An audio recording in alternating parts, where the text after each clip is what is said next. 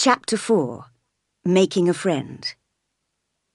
The next morning we got up in the dark as before, but the water was frozen, so we could not wash.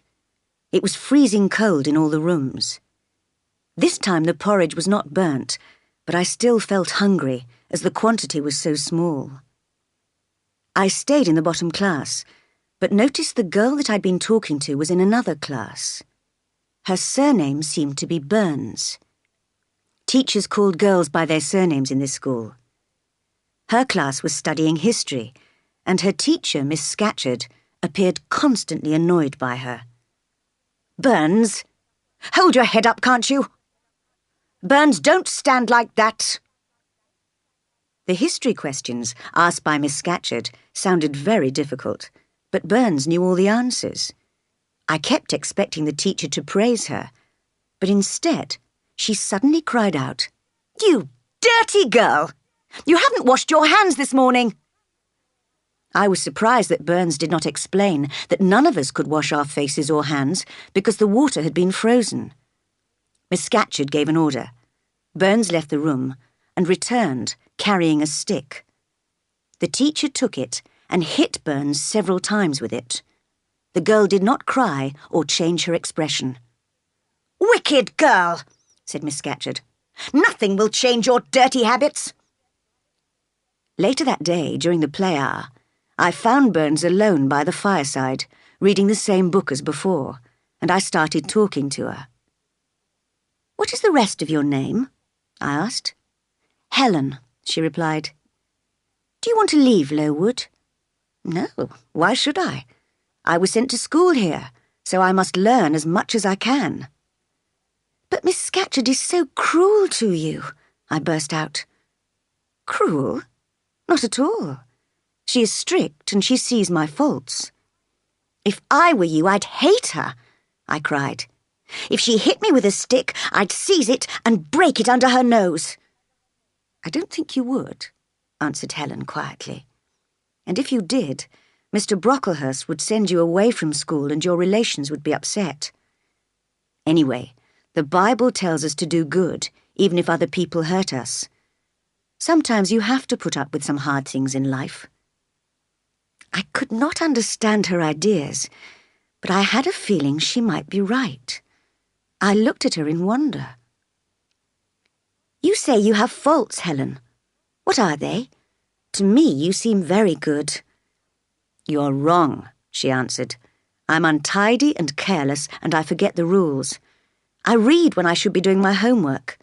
You see, Miss Scatcherd is right to scold me." "Is Miss Temple as strict as that?" I asked. A soft smile passed over Helen's normally serious face. "Miss Temple is full of goodness.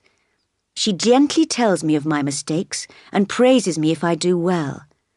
But even with her help, I don't concentrate properly in class.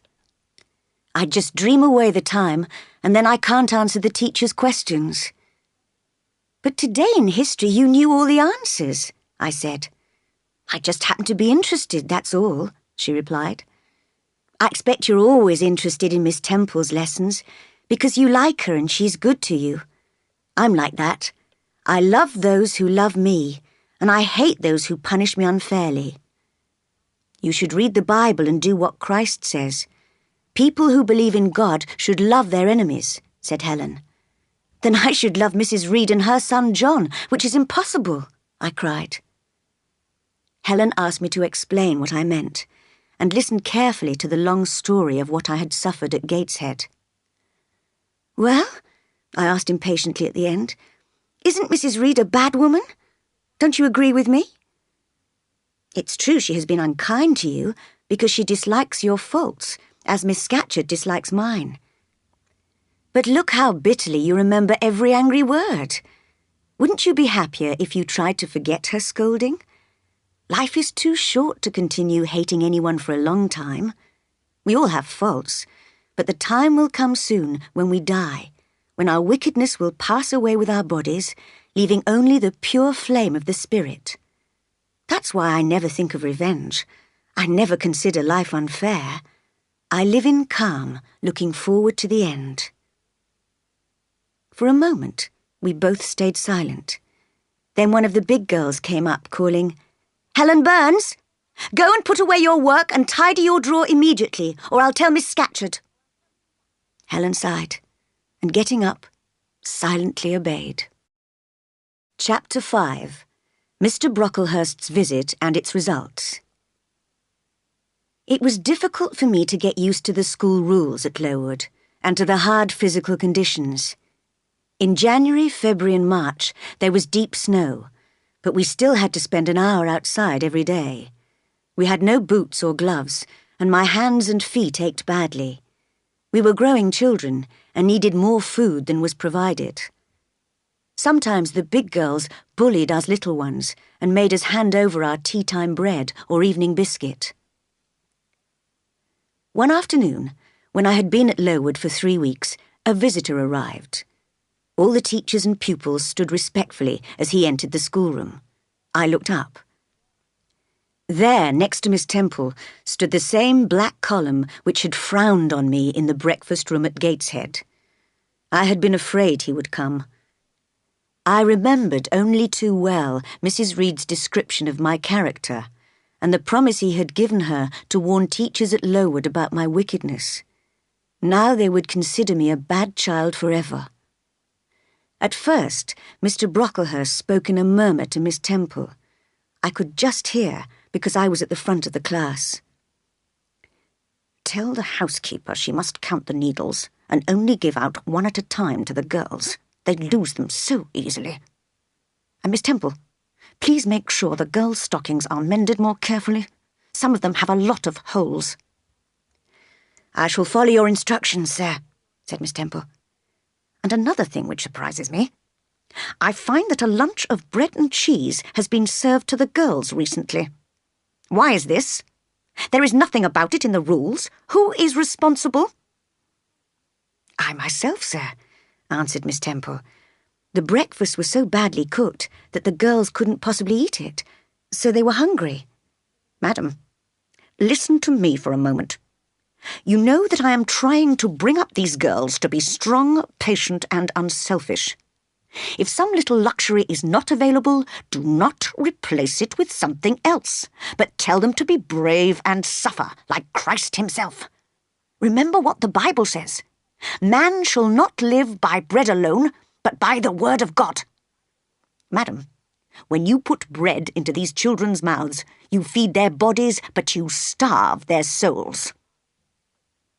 Miss Temple did not reply. She looked straight in front of her, and her face was as cold and hard as marble. Mr. Brocklehurst, on the other hand, now looked round at the girls, and almost jumped in surprise. "Who?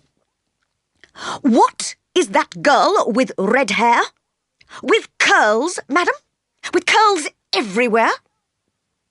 "That is Julia Severn," said Miss Temple quietly.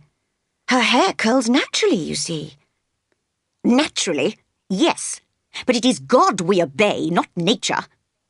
Miss Temple, that girl's hair must be cut off.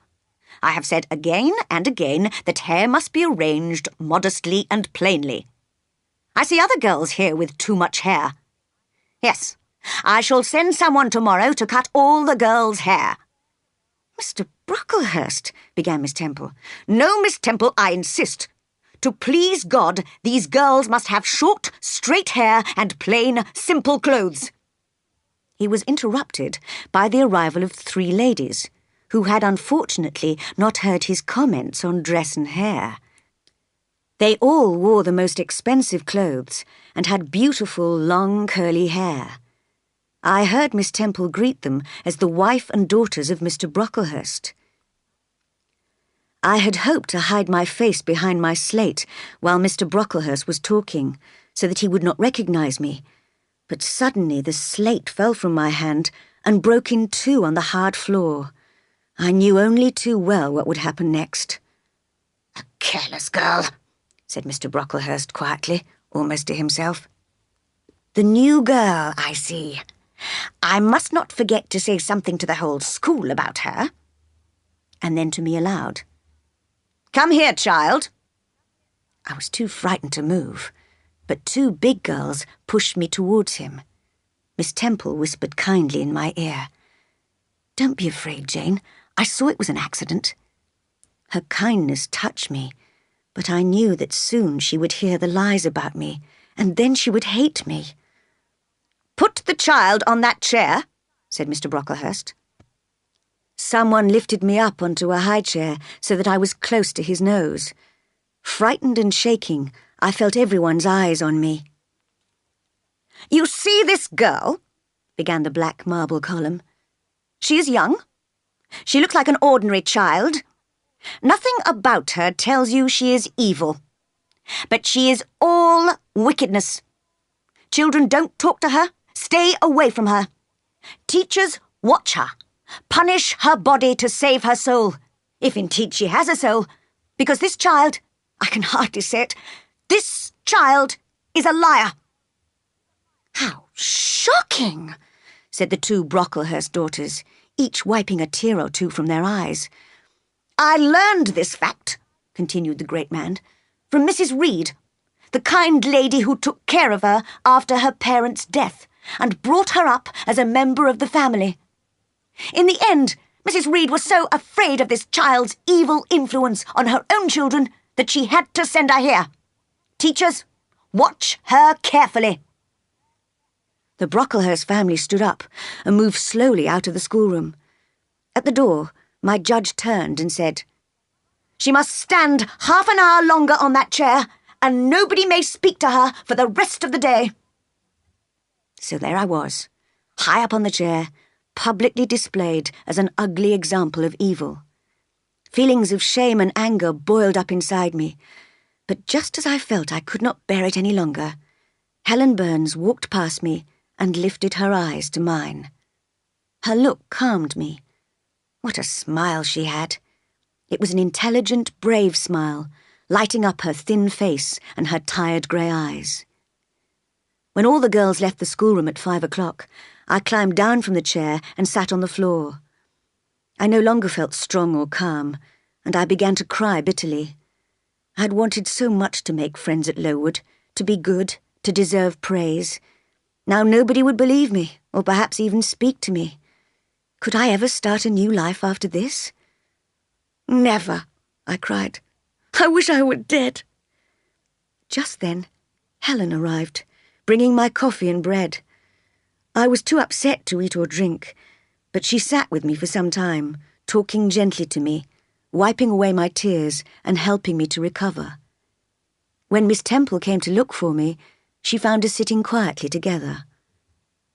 "Come up to my room, both of you," she said. We went to her warm, comfortable room upstairs. "Now tell me the truth, Jane," she said. "You have been accused, and you must have the chance to defend yourself." And so I told her the whole story of my lonely childhood with the Reed family, and of my terrible experience in the Red Room. "I know Dr. Lloyd, who saw you when you were ill," she said. "I'll write to him and see if he agrees with what you say. If he does, I shall publicly tell the school you are not a liar. I believe you now, Jane." And she kissed me. She turned to Helen. "How are you tonight, Helen? Have you coughed a lot today?" "Not very much, Ma'am." "And the pain in your chest?" "It's a little better, I think." Miss Temple examined Helen carefully and sighed a little. Then she gave us some tea and toast. For a while I felt I was in heaven, eating and drinking in the warm, pretty room with kind Miss Temple and Helen. But when we reached our bedroom, Miss Scatcherd was checking the drawers. "Burns," she said, "yours is far too untidy.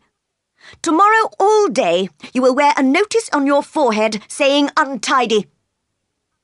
Helen said Miss Scatcherd was quite right, and wore the notice all the next day.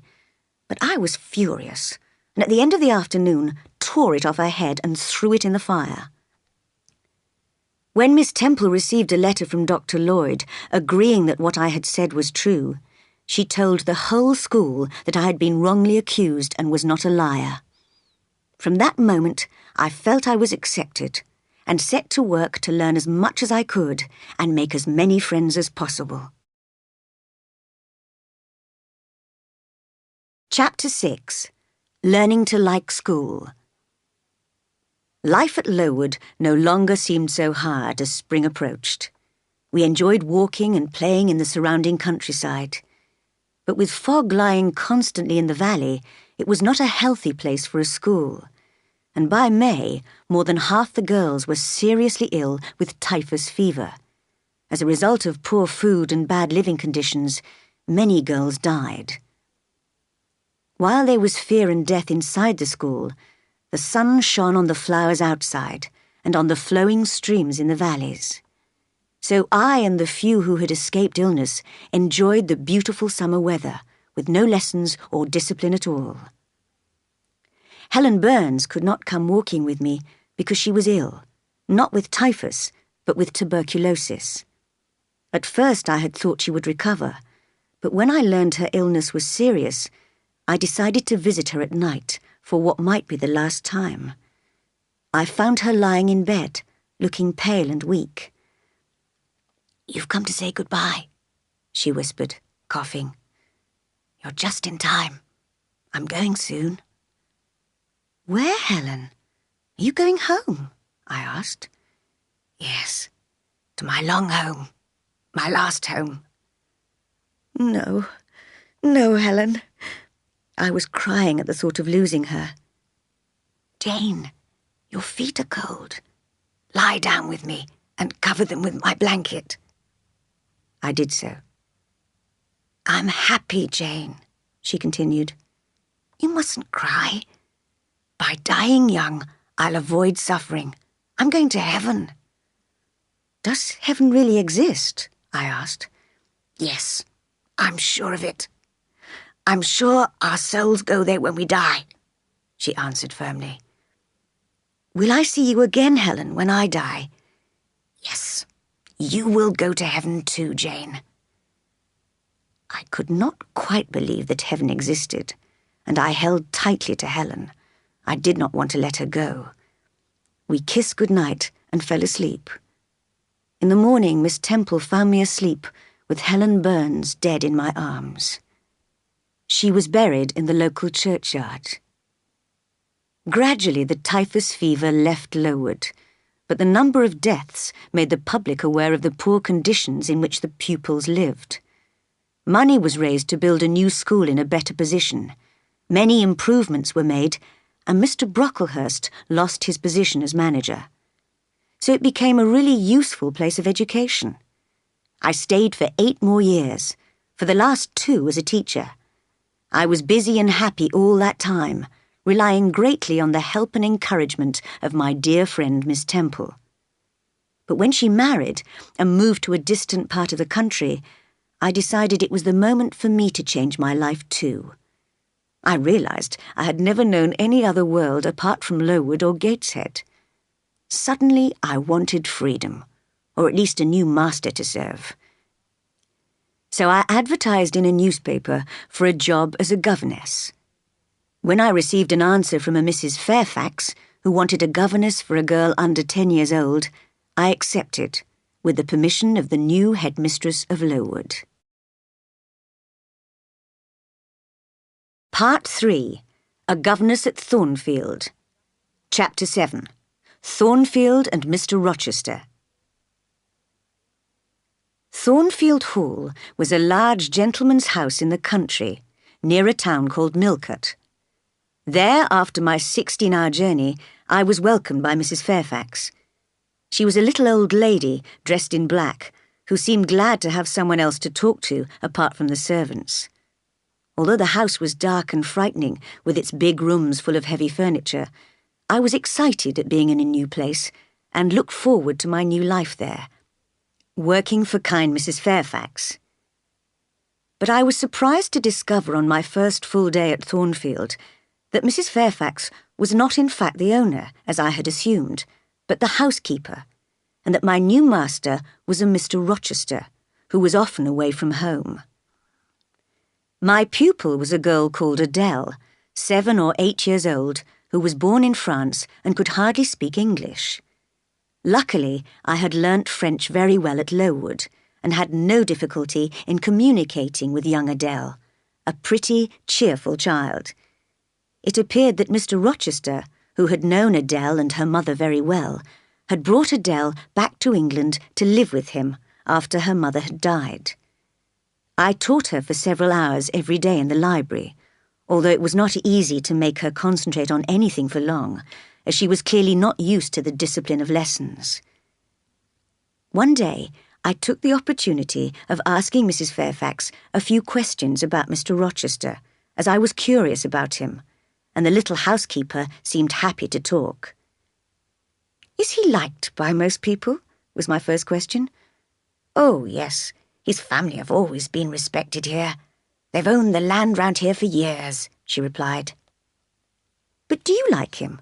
What is his character like?" "I've always liked him, and I think he's a fair master to his servants. He's a little peculiar, perhaps. He's travelled a lot, you know. I expect he's clever, but I can't tell, really." "What do you mean, peculiar?" I asked, interested. "It's not easy to describe. You're never sure whether he's serious or joking. You don't really understand him, at least I don't.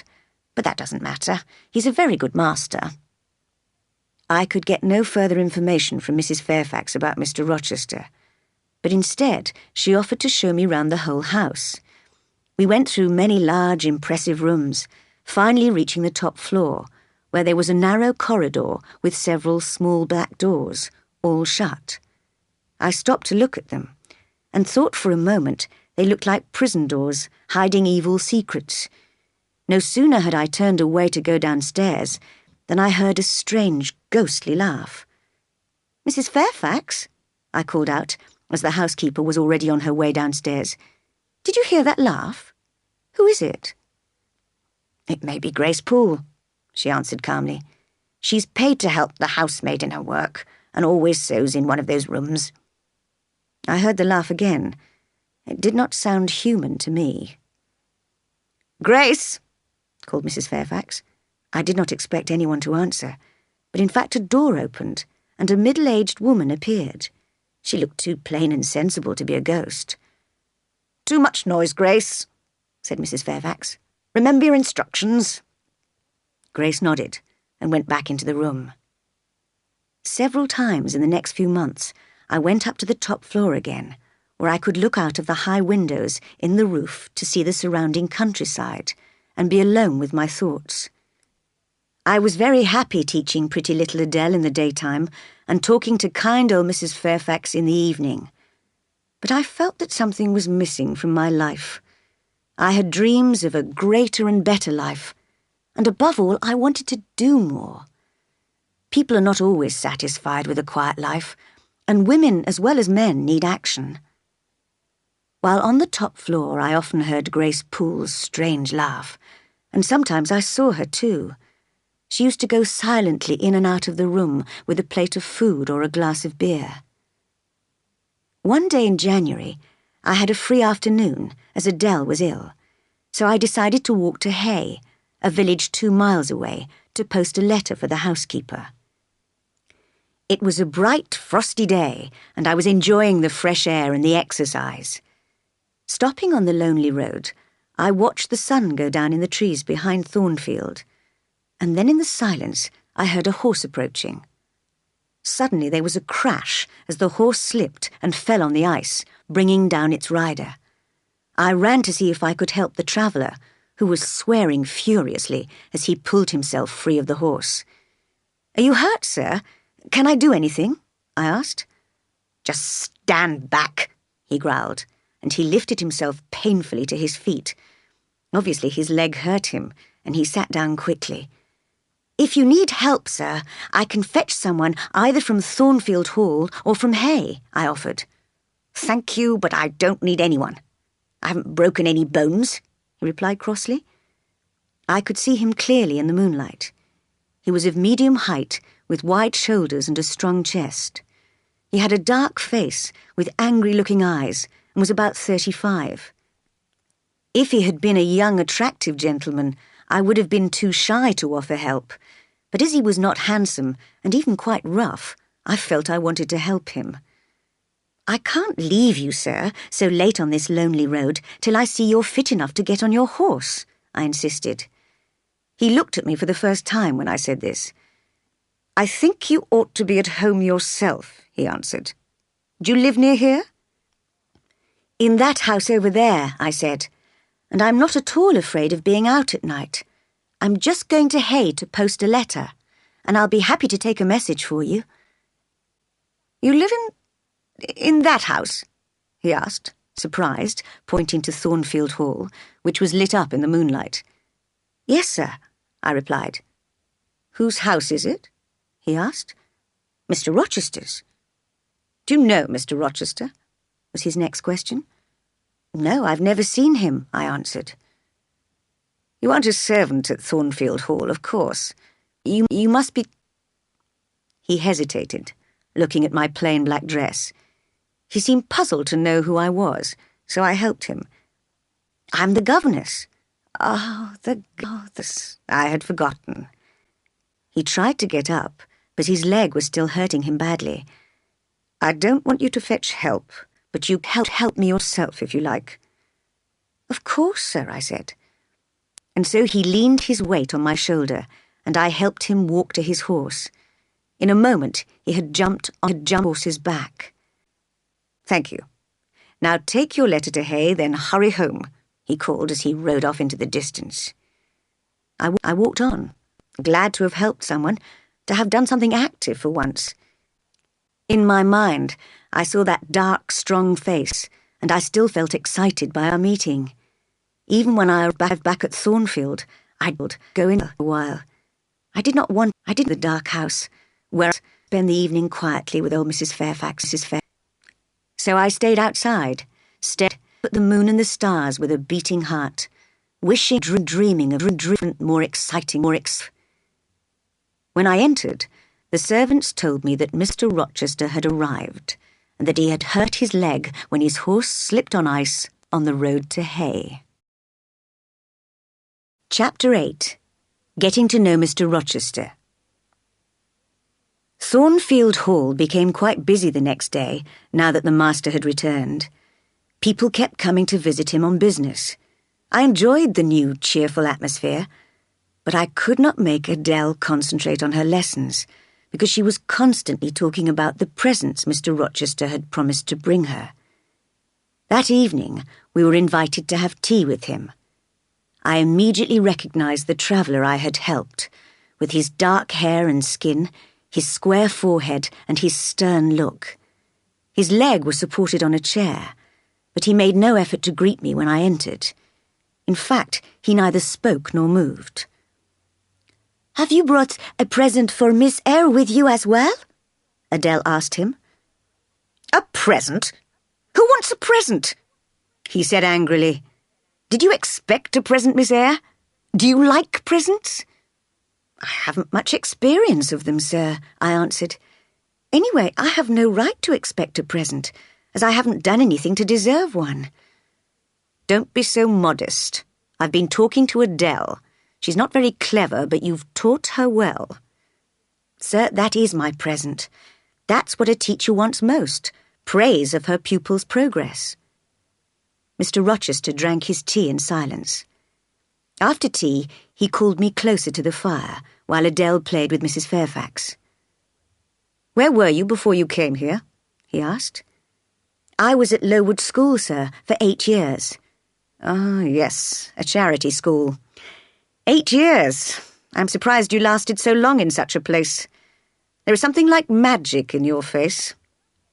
When I met you on the road to Hay last night, I almost thought you had put a spell on my horse.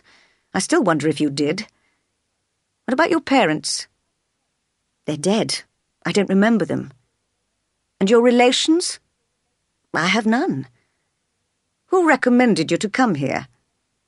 "I advertised, and Mrs. Fairfax answered the advertisement." "Yes," said the old housekeeper, "and I thank God she did. She's a good teacher for Adele and a kind friend to me." "Don't try to give her a good character, Mrs. Fairfax," said Mr. Rochester sternly. "She and her magic made my horse slip on the ice last night." Mrs. Fairfax looked puzzled and clearly did not understand. "Miss Eyre," continued Mr. Rochester, How old were you when you started at Lowood? About 10. And you stayed there 8 years, so you're now 18. I nodded. I would never have been able to guess your age, he went on.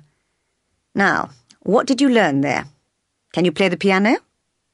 A little. Of course, that's what all young women say. Go and play a tune on the piano in the library. I did as he asked. That's enough, he called after a few minutes. Yes, you do indeed play a little, just like any schoolgirl. Better than some, perhaps. Now, bring me your sketches. I fetched them from my room. Having looked carefully at them, he chose 3. These are interesting, he said. You have only expressed the shadow of your ideas because you aren't good enough at drawing or painting. But the ideas, where did they come from? Who taught you to draw wind and space and feeling? But put them away now, Miss Eyre. Do you realise it's 9 o'clock? Adele should be in bed by now. Good night to you all. Mr. Rochester's mood had suddenly changed, and he clearly wished to be alone. Later that evening, I talked to Mrs. Fairfax. You said Mr. Rochester was a little peculiar, I said. What do you think, Miss Eyre? I think he's very peculiar and quite rude. He may seem like that to a stranger. I'm so used to him that I never notice it, and he has had family troubles, you know. But he has no family, I answered. Not now, that's true, but he did have an older brother who died 9 years ago. 9 years is a long time. Surely he has recovered from losing his brother by now. Well, there was a lot of bad feeling in the family. The father was very fond of money and wanted to keep the family property together. So the elder brother inherited most of it. I don't know what happened, but I do know Mr. Edward, that's the master, quarrelled with his family. That's why he's travelled so much. When his brother died, he inherited Thornfield, but I'm not surprised he doesn't come here often. Why should he stay away? I asked, surprised. Perhaps he thinks it's a sad place. I really don't know. It was clear that Mrs. Fairfax would not tell me any more. One evening, a few days later, I was invited to talk to Mr. Rochester after dinner. At the far end of the room, Adele was delightedly telling Mrs. Fairfax about the presents she had received. Mr. Rochester called me closer to the fire. I don't like the conversation of children or old ladies, he murmured to me. But they are entertaining each other at the moment, so I can amuse myself. Tonight he did not look so stern, and there was a softness in his fine dark eyes. As I was looking at him, he suddenly turned and caught my look. Do you think I'm handsome, Miss Eyre? He asked. Normally I would have taken time to think and said something polite, but somehow I answered at once. No, sir. You really are unusual. You are a quiet, serious little person, but you can be almost rude. Sir, I'm sorry. I should have said that beauty doesn't matter or something like that. No, you shouldn't. I see you criticize my appearance and then you stab me in the back. All right, tell me, what is wrong with my appearance? Mr. Rochester, I didn't intend to criticize you. Well, now you can. Look at my head. Do you think I'm intelligent? He pointed to his huge square forehead. I do, sir. Is it rude to ask if you're also good? Stabbing me again. Just because I said I didn't like talking to old ladies and children. Well, young lady, I wanted to be good when I was younger, but life has been a struggle for me, and I've become as hard and tough as a rubber ball. I only have a little goodness left inside. He was speaking rather excitedly, and I thought perhaps he'd been drinking. Miss Eyre, you look puzzled. Tonight I want conversation. It's your turn. Speak. I said nothing, but smiled coldly. I'm sorry if I'm rude, Miss Eyre, but I'm 20 years older and more experienced than you. Don't you think I have the right to command you? No, sir, not just because you're older and more experienced than me. You would have the right only if you'd made good use of your experience of life. I don't accept that, as I've made very bad use of my experience. But will you agree to obey my orders anyway? I thought, he is peculiar. He's forgotten that he's paying me £30 a year to obey his orders, and I said, not many masters bother to ask if their servants are offended by their orders. Of course, I'd forgotten that I pay you a salary. So will you agree because of the salary? No, sir. Not because of that, but because you forgot about it, and because you care whether a servant of yours is comfortable or not. I gladly agree. You have honesty and feeling. There are not many girls like you, but perhaps I go too fast. Perhaps you have awful faults to counterbalance your few good points. And perhaps you have too, I thought. He seemed to read my mind and said quickly, yes, you're right. I have plenty of faults. I went the wrong way when I was 21 and have never found the right path again. I might have been very different. I might have been as good as you and perhaps wiser. I'm not a bad man, take my word for it, but I have done wrong. It wasn't my character, but circumstances which were to blame. Why do I tell you all this? Because you're the sort of person people tell their problems and secrets to. Because you're sympathetic and give them hope. Do you think so, sir? I do. You see, when life was difficult, I became desperate, and now all I have is regret. Asking forgiveness might cure it, sir. No, it won't. What I really should do is change my character, and I still could, but it's difficult. And if I can't have happiness, I want pleasure, even if it's wrong. Pleasure may taste bitter, sir. How do you know? A pure young thing like you. You have no experience of life and its problems. But I will try to lead a better life. I stood up. The conversation was becoming hard to follow. I must put Adele to bed now, I said. Don't be afraid of me, Miss Eyre. You don't relax or laugh very much, perhaps because of the effect Lowood School has had on you. But in time, you will be more natural with me, and laugh and speak freely. You're like a restless bird in a cage. When you get out of the cage, you'll fly very high. Good night.